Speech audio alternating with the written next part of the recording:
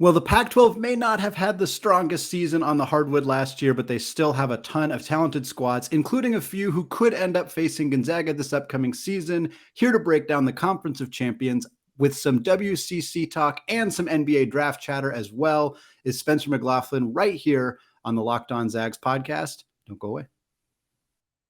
You are Locked On Zags, your daily podcast on the Gonzaga Bulldogs. Part of the Locked On Podcast Network. Your team every day.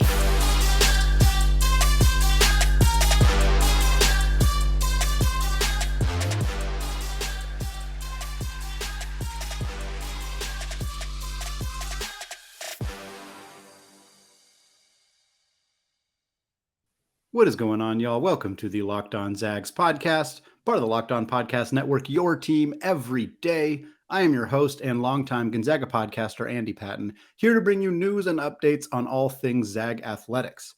Today's episode is brought to you by BetOnline. BetOnline has you covered this season with more props, more odds, and more lines than ever before. BetOnline, where the game starts. I am thrilled to be joined today by Spencer McLaughlin. Spencer is the host of the Locked On Pac-12 podcast and the Locked On Ducks podcast. I do one of these, and it seems like it's already a lot of work. Doing two of them has got to be crazy. Spencer is also the Santa Clara alumni, the voice of the Southern Utah Thunderbirds, keeping very busy. I appreciate you taking time out of your day to come on the show, Spencer. Hey, it's a pleasure. Always down to come on and talk college basketball. As our god figure John Rothstein says, we sleep in May and it's June, so we got to wait till next May to sleep. So let's get after it. 11 more months before we can sleep. Oh man, I'm not sure I can handle that. Spencer, so the Zags usually play 2, maybe 3 games against the Pac-12 every season. Sometimes they run into them in tournaments. Sometimes they run into them in the NCAA tournament. So always a chance to play some of the teams from the Conference of Champions when we're not actually facing them. Bill Walton's usually doing our games anyway. So we hear all about the Pac-12 this year. So far, at least, schedule is very far from finalized, but we know of one that the Zags are for sure going to play. So I want to start there with Mike Hopkins, University of Washington Huskies, a team that the Zags didn't play for a long time. Have finally kind of restarted that rivalry between the two squads. UW hasn't been particularly good for the last couple of years, although we kind of saw a bit of a resurgence from the team last year. Terrell Brown was a huge part of that as a transfer out of Seattle U and Arizona. Now we're looking at a team that added a couple other Pac-12 players to the team. Frank Kepnang, out of Oregon, Noah Williams from Washington State. I'm curious kind of what your thoughts are. Kind of feel like one of the harder teams to kind of pin down heading into next season. Yeah, Big Frank is a big energy guy. And, as a Duck fan, it broke my heart to see him leave Eugene because he became a fan favorite, right away from the moment he stepped on the court. Really raw prospect. He was a 5-star guy, but in basketball, I think we all know by now it never means as much as it does in football. You can have a 5-star guy who still needs to develop, which I've always been kind of curious about. I think it's just that college football recruiting is bigger than college basketball. So you've got, I think, more people doing an analysis and work and whatnot. So you don't have those ratings given out quite as easily. But from a frame standpoint, 6'11", I don't know exactly what he weighs, but he's a big body dude. And he's just going to come in, give you energy. And I think it's a great addition for Mike Hopkins. And, they've brought in a couple transfers who should help him out. And they did not start well last year. And they've had some tough seasons. We've seen them be a tournament team. They won a tournament game a few years ago against Utah State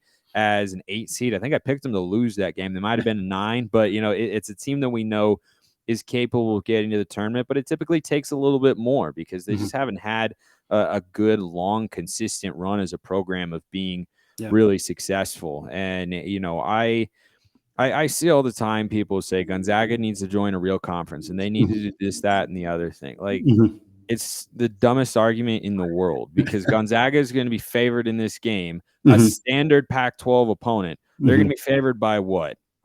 15.5? Probably 16? I mean, it's going to be most likely in the double digits. Would they have the exact same record that they would playing in a Power 5 conference as they do in the WCC? No. Would they be the same seed in the tournament? 100%. And I think that games like these are just a testament to that and how ridiculous that entire narrative is about like they need to play a real conference. Like, really, why don't you give me the other program that has been to 2 national championship games in the last 4 seasons? And by the way, this is not coming from some Zags homer. I watched them terrorize my Broncos for several years in college, and that they've been a perennial power in college basketball for a reason. So, I think Washington has done some nice things this offseason. I think Hopkins has to, start winning at a high level here in the next year or two, or at least at a bigger level of where they have been the last couple of years when they've been pretty down. I mean, they went into Oregon at Matthew Knight Arena and they got ran out of the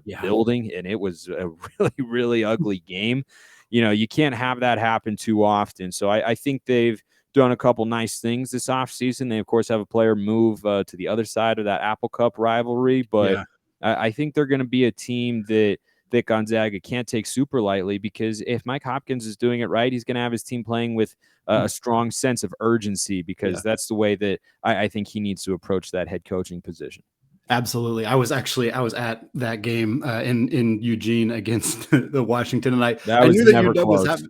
Yeah, I knew that they were having a decent season, but my God, they got smoked in that game. It was one of the worst basketball games. It was, and then they got revenge against the Ducks up in Seattle later in the year. But that game at Matthew Knight Arena, I was like, man, what is happening right now? It was a total mismatch, but that's why he played 2 in college basketball, I suppose. Absolutely. So I want to talk. There's another opponent that the Zags might play. It sounds like the Phil Knight Invitational, the PK 85, coming up this year. Very exciting. Obviously, Gonzaga fans are familiar with that. They were a part of the PK 80, lost a devastating game in overtime to Florida. I remember that game so distinctly. Jonathan Williams almost had a 40 spot in that game, but the Zags could not pull it out. They're back.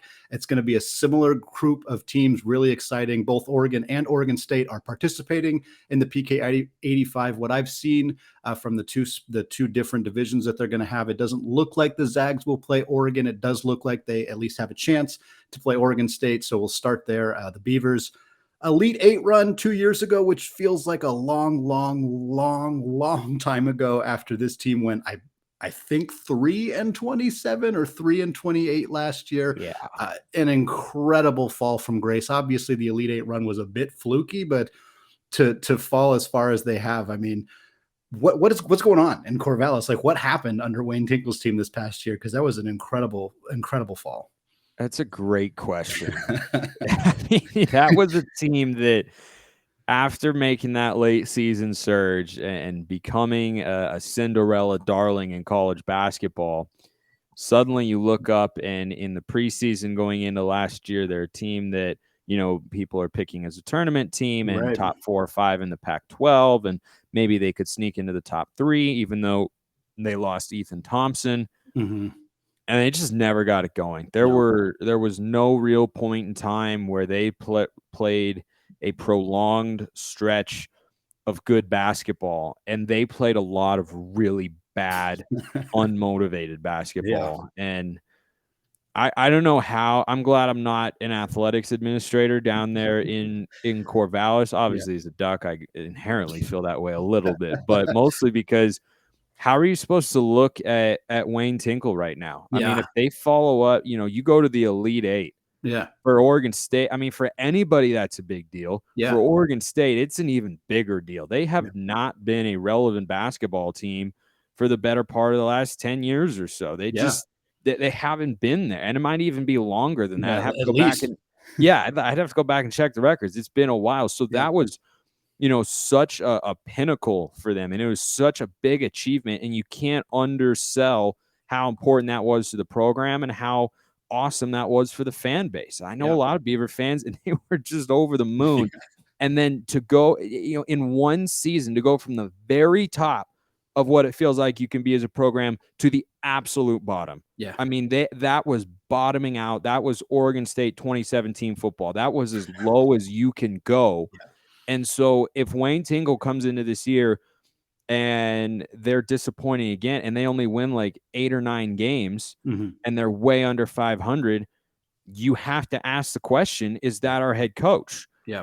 But then you have to also factor in that it just wasn't that long ago. I've just never seen anything like this, where it's not that long ago that you had one of the best seasons for your program in recent memory, and you had all this momentum, and then you crashed and burned the next season harder than anybody thought. Yeah. Even Duck fans were not going, oh, yeah, the Beavs are going to be absolutely terrible. Nobody saw that coming. It was not a thing that anyone was predicting at the time. So I think it's a tough evaluation, and I think that he's got to be coaching with even more urgency, arguably, than Mike Hopkins does up at Washington, because if they don't get some, nice non-conference wins entering Pac-12 play, then the chatter is going to arise about, all right, is Wayne Tinkle on the hot seat? Is this the right coach that we want? And once you start having that circulate around your program, good things do not tend to follow. Yeah.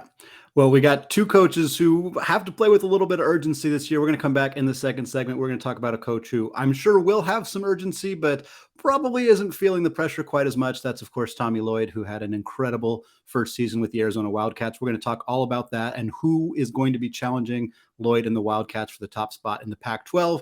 Before we get there, though, let's talk about Bet Online. College basketball may be over this season, but the NBA finals are still raging on as of this conversation. The MLB, the WNBA, and more, of course, continue into the summer. BetOnline is your number one source for all of your betting needs and sports information, from all the latest odds, contests, and player props, you name it. BetOnline remains the best spot for all your latest sports developments, including podcasts and reviews for all of the leagues this season. And it's not just basketball. BetOnline is your continued source for all your sports wagering information needs, including live betting and your favorite Vegas casino games. They have lines for coaching changes across every major sport, so even in the offseason, you can get your fix. Head to the website today or use your mobile device to learn more about the trends in action. BetOnline, where the game starts. All right, segment 2, still Andy Patton, still Locked On Zags, still chatting here with Spencer McLaughlin of the Locked On Pac-12 podcast.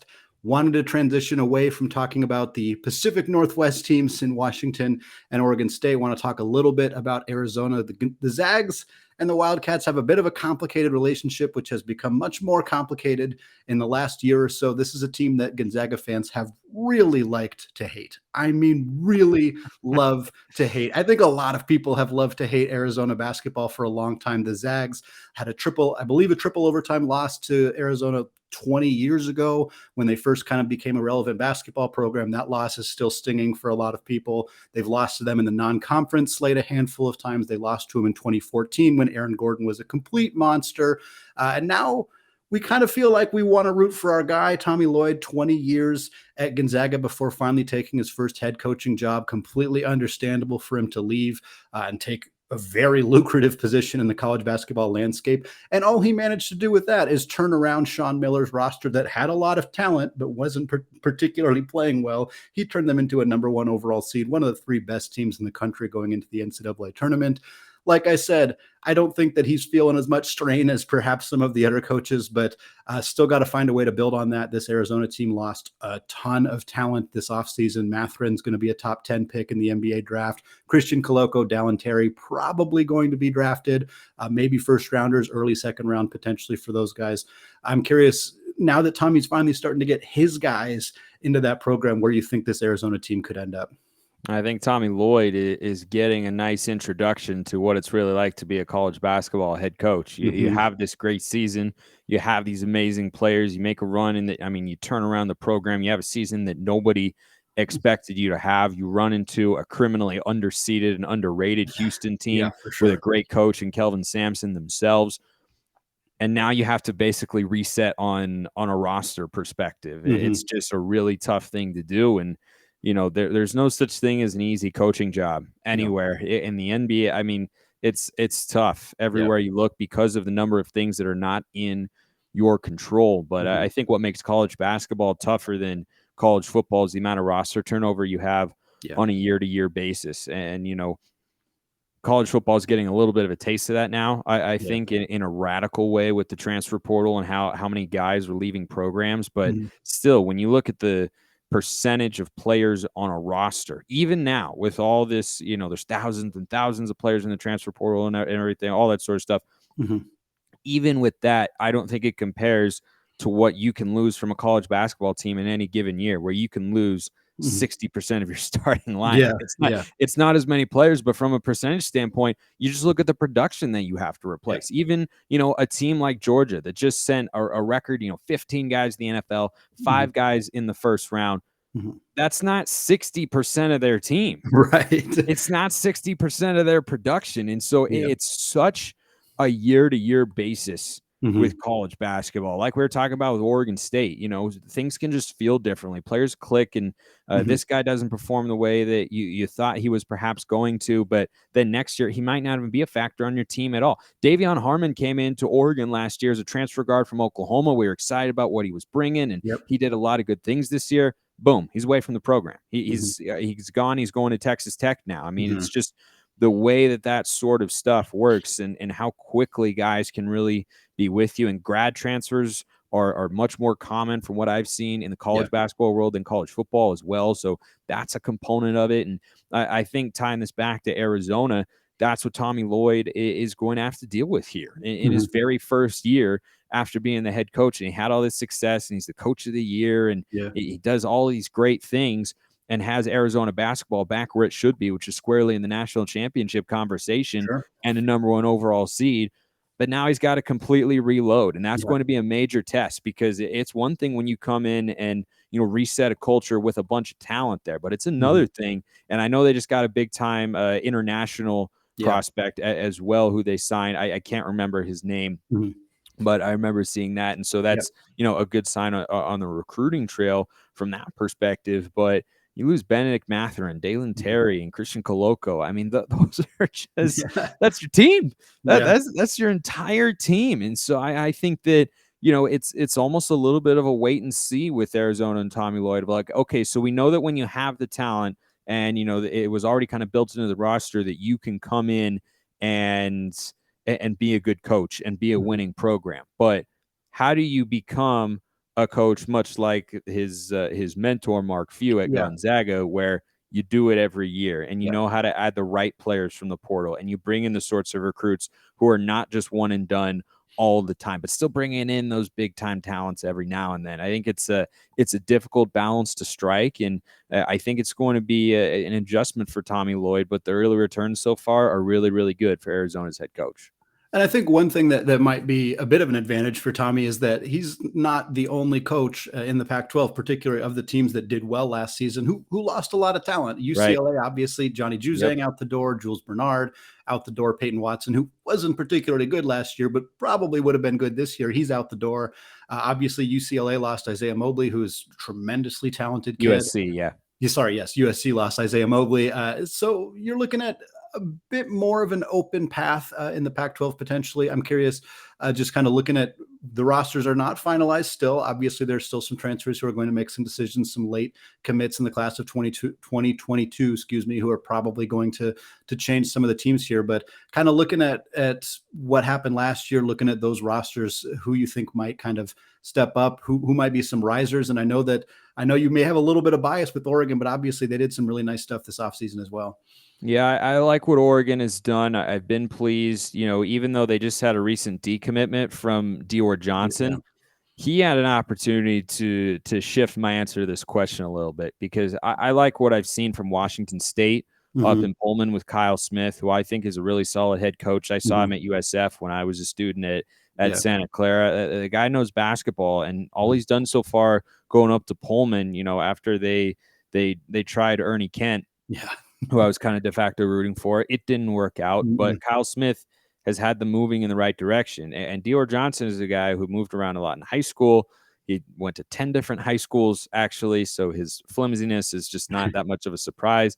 He was considering Wazoo, and if he'd gone there, it would be hard. And, the success that Kyle Smith has historically had with guards, it'd be hard to look at the Cougs and not say that kind of seems like a team that might be poised to make a leap. Maybe not a tournament caliber team, but one you have to watch out for. And I think the other one is Stanford. I mean, it feels like we say it every year for the last 2 or 3 years. Like, boy, they seem poised to make that jump, don't they? Or like they could be that next team, or one of those next teams that gets in, and then they show flashes of it, but they're never able to put together an entire season. So I wonder if Jared Hass is going to be able to finally have that complete campaign he's been looking for in Palo Alto with the Cardinal. They've got some talent on the roster, but I know they also, I think, lost a couple players from last season, as everybody typically does. So I think those are two programs who are kind of in the middle last year that might take a leap up. I think a program like Colorado is probably going to take a step down. They lost Keyshawn Bartholomew to Oregon. He was a pretty solid contributor last year, and I think Colorado, is capable of being a good team. I think in a couple NCAA tournaments, they've been as high as like a 7 or even a 5 seed before. Like you can win games there, and Tad Moyles is a good college basketball coach, but kind of seems like they might be susceptible to a year-to-year fluctuation there, just kind of regressing back to the mean of sorts. But I mean, you've got your UCLAs, your Arizonas. I expect Oregon to bounce back. Dana Altman teams never stay down for long, and they've got a ton of talent up and down on their roster there. But I'm interested to see what Andy Enfield can pull off at USC without Isaiah Mobley. I mean, they've got some good players on that roster, but I think that's a big piece to lose, and how they rebound from that. After being a 7 seed a season ago, going one and done in the NCAA tournament, I could see them pulling back too. But I'm also not one who would say it's historically wise to bet against Andy Enfield. I think he's a good coach. Yeah, I mean that's a team that went to the Elite Eight a couple of years ago, got cooked by Drew Timme in that tournament, but still, I mean, Elite Eight run for them, and kind of fell apart towards the end of last year, obviously into the tournament there, but still a solid squad. You mentioned Kyle Smith, and it's funny, I was talking to Kyle Bankhead, former point guard at Gonzaga, who's now an assistant head coach at San Francisco. And he was we were talking about the Mark Few pipeline of coaches, and certainly some of the Pac-12 or some of the WCC coaches as well. And USF's had a really good coaching pipeline. I mean, obviously Kyle Smith, he went over to Washington State. They're having a lot of success there. And then you have Todd Golden, who I think a lot of people thought San Francisco was going to maybe dip down a little bit. And not only did they not do that, they went to the NCAA tournament. They went even higher. Yeah, they went even higher. And now Todd Golden's an SEC head coach, a young coach in the SEC at Florida. That's incredible accomplishment for him. So I thought for sure, and another thing you touched on there, I thought Todd Golden was going to Stanford. I really felt like, the Stanford team hasn't performed all that well. Maybe Jared Hass is finally going to be out the door. Todd Golden, he doesn't have to move. He can stay in his house, take this job over here, especially when Jaden Dallaire left and they kind of had some movement there. But obviously Golden's going to have a lot of success, I imagine, over at Florida. Yeah, I like him. I think it's a different animal you're dealing with going from the WCC to the SEC, but it's not like he got the head coaching job by accident. Right. I mean, anytime you get a team like San Francisco to the tournament, I mean, I don't even remember in my lifetime the last time USF was in the NCAA tournament. I'd have to do some digging, but it's been a while. And the way that he didn't just take over the reins, but took them, embraced them, and then got that carriage moving even faster, because I think that's an old Western metaphor, and where take the reins come from, or at least I think. I really don't know, but I mean, they were really humming along, and they were a good team. They had a lot of depth. They were very athletic. They were very analytical as well. They shot a lot of threes, and I think that Stanford right now is probably still content with Jared Hass, because it's not like he's been bad. Right. You can't look at him and say like, oh, he's just been terrible. You just feel like he's leaving something a little bit on the table. Yeah. And that's why I think they wouldn't go to the move right now of, let's fire him and then hire Todd Golden. And Florida, of course, was in a place where they needed to get rid of their head coach. Right. And now Golden goes all the way across the country. But I'm fascinated to see what kind of success he can have there, because I think he shows a lot of good things, but it's hit and miss sometimes with coaches who are coming from the non-Power 5 level. Recruiting is different, and the competition you're going up against is different, and you have to be able to. Now you're dealing with different players on your roster as well who are better than the ones you probably had before, but everything is a new ball game there. But I like Golden's chances. Absolutely. We've kind of touched on it already, so it's a good transition to kind of talk about the Pac-12 as a whole and also the WCC as a whole. Both these two conferences put the same number of teams in the NCAA tournament last year. Now, nobody, even diehard Gonzaga fans, even diehard fans of other programs, nobody's arguing that the WCC is as good as the Pac-12 top to bottom, because I don't think that that's reasonable, although Oregon State certainly lowered the bottom, at least for the Pac-12 last year. But at the end of the day, I mean, you already alluded to it. The WCC is a better basketball conference than a whole heck of a lot of people out there are saying that it is. I know you're a Santa Clara guy. I kind of want to touch on Santa Clara specifically. This is a team that I thought, frankly, last year's roster, when they were healthy, that was a tournament team. I really believe that last year's team was that good. They had injuries early in the year. They lost some non-conference games that they shouldn't have lost. I mean, they really never had a chance throughout the entire WCC season of actually doing enough. Unless they had upset Gonzaga, that's the only way they would have been able to make the NCAA tournament. But frankly, that team was right on the cusp of being a tournament team last year. I'm thinking it sucks to lose a Jalen Williams, obviously, but I would love to see that momentum continue to carry out down there in Santa Clara. Yeah, and I want to get on here and say, like, they'll be able to reload. And the strongest area of Herb Sendek's tenure so far has been recruiting in the transfer portal. I mean, look at a guy like on that USC team, Taj Eady, came from Santa Clara, was very underutilized with the Broncos. After a really good first year, he took a step back in his second year and kind of fell behind the aforementioned Jalen Williams, who we're going to get to here in just a moment. But you know, they've brought in a lot of talent there, but that team, it sucks because Josip Vrankic got hurt, and in the 8 games without him, they went 4-4. And if they have him, it's probably 6-2, maybe 7-1 in that stretch, because he is such an integral part of everything they did at both ends. And he was a rock. He's been Santa Clara basketball for the last 5-6 years, however long he's been there. I mean, he's just been a staple, and all he does is produce. You look up, and he's not the most athletic guy. He's got pretty good size, 6'9", but he's not the most athletic, not the best shooter. He's a capable shooter, but he's not the best. He's not going to kill you. He's just smart. He's crafty. He can finish with both hands. He's actually left-handed. If you didn't know, he shoots right-handed, but you see him go up with the left a lot. He's actually a lefty. And you know, he just was such a huge piece of what they needed during that stretch. And it sucks because at a program like Santa Clara, opportunities like that just don't come along very often, where Jalen Williams is recruited as a 6'2" guard, grows up to 6'6", and is now going to be perhaps a lottery pick in the NBA. That just doesn't happen very often. And you look at that team, it had Vrankic, and you had Parker Brown was a nice piece. I loved PJ Pipes. Pipes. He brought great energy. He was a great scorer. He could go inside and out. He was electric on the fast break. And then, of course, you had Jalen Williams, the undisputed leader of the team. I mean, 18 points a game, shooting 50% from the floor. Just everywhere you look, he was so good. And it sucks that team had that stretch and then ran into a loss in the West Coast Conference semifinals and didn't get a chance at the Zags. And it was a bummer. It was a bummer because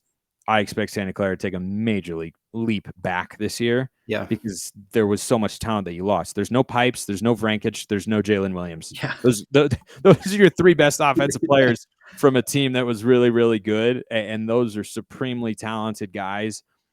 So I don't know how they can even come close to replicating that. Yeah, it's funny. I mean, we talk about with Arizona and losing 3 of arguably their most talented players outside of Tubelis, who's also extremely talented. But like programs like that, it's like when you're a mid-major program like Santa Clara, losing your 3 best players is devastating every single time. It's so tough, more so than at other schools. Whereas, like you're saying, at Arizona, you lose 3 guys like that. Mathurin, Terry, and Koloko. All right, yeah, those are huge losses, and we probably won't be the exact same, but we're going to be able to bring in the top tier sort of talent that will allow us to at least compete at a high level. Maybe not right where we were a season ago, but we can still be a step below. Whereas when you're a program like Santa Clara, if that talent had you up here, the fall down in the next season typically is going to be way down to here. Yeah, it's what we've seen in the WCC so much. We've seen these programs kind of ebb and flow, and unfortunately, it seems like the highest they're going to get is like 3rd. Maybe every year there's a team that people talk about. Maybe they'll be 2nd. Maybe they'll eclipse St. Mary's, or in the past, obviously they'll eclipse BYU. And it rarely ends up happening. And then you see a team like Pepperdine when they had Colby Ross, when they had Kessler Edwards, who's playing in the NBA now. Ross was one of the best college point guards I've ever seen that really didn't have a chance of playing in the NBA because of his size, unfortunately. But like that program took a huge step back. I mean, and they're going to be good again soon. I think they had some really talented freshmen last year, but like that's what happens. And it's very unfortunate that teams cannot, San Francisco has been a bit of an anomaly in that regard. And even then they lost Bouye and Masalski. Like that's a lot of talent to be off that team too. So it takes longer to build up, and then the fall down is a lot quicker. And it's just the way college sports work. Yeah, for Santa Clara to build and get not lucky with Jalen Williams, but they hit lightning in a bottle there. And for an 8-game absence from their starting center to basically completely catapult their season is very unfortunate. Yeah, it was. Yeah. It was definitely unfortunate because when they beat TCU early in the season, who was a tournament team, by the way, and they beat St. Mary's, who was also a tournament team, like that's the sort of caliber of players and team that Santa Clara had and was last year. Yeah. I mean, they were right there, but you don't have as much room for error from a record standpoint if you're not going to either win the WCC tournament or have one win against the Zags. Yeah, it's just not very big. And it wasn't that Santa Clara faltered with their play as much as it was if you lose the guy who's probably your second best player. Yeah, that's just more costly at a program like SCU has. Absolutely. Spencer, thank you so much for taking time out of your schedule. You've got probably a bunch more podcasts you got coming up this week, but I appreciate you taking the time to come on this show. You want to let people know where they can find you, find your work, find the stuff that's coming out from you? Yeah, love coming on, man. Would absolutely love to do it again. I bet you we could do 30 full minutes on Jalen Williams, what makes him such a great prospect and whatnot. But at Smalls_55 is my Twitter handle. DM's wide open. You can slide up in there and ask me anything you want, or tell me that everything I've said on here is nonsensical and I'm a bumbling idiot. Like, you can do either one. I won't be offended. And the shows that I'm hosting for Locked On are Locked On Ducks. At Locked On Ducks is the handle there, and Locked On Pac-12 at LO_ at Pac-12 on Twitter. YouTube, podcasts, you know the deal out there for all you Locked On Zags fans out there. And Andy, great to meet you, man. Great to come on. We'll definitely be doing it again. Yeah, absolutely, Spencer, man. I appreciate it. Maybe we'll preview Santa Clara. I'm sure when we get the schedule finalized for non-conference, we can talk about Pac-12 hoops too. Sounds great. All right, y'all, thank you so much for listening. We got plenty more content coming up. We got NBA draft stuff coming up very, very soon. You guys can find the Locked On Zags podcast wherever you get your podcasts. You can find it on YouTube as well. All right, thank you all for listening, and go Zags.